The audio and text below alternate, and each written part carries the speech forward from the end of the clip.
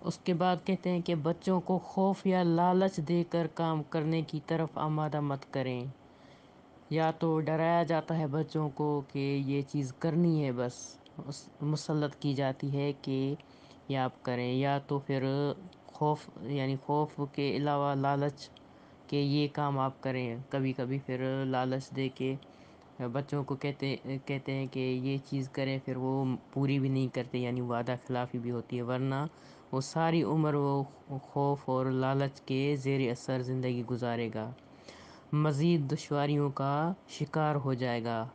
اور آپ کو بھی اس کا حصہ بنا لے گا کہ آپ نے ایسے کیا تھا، آپ نے لالچ دیا تھا تو وہ بھی لالچی ہو گیا،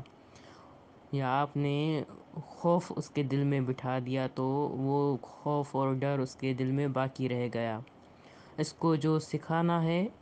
جو تربیت کرنی ہے، وہ یہ ہے کہ اسے جو کچھ کرنا ہے بحیثیت انسان ہی کرنا ہے، اور انسان کی بھلائی کا کام کرنا ہے، یہ اسے نصیحت کی جائے، نہ کہ لالچ اور خوف اس میں ڈالا جائے کہ یہ چیز کریں تو یہ ہوگی، یعنی بدلے میں برا کام سکھایا جائے ان کو۔ تو یہ بالکل اس کی مذمت کی گئی ہے کہ ایسا نہ کیا جائے۔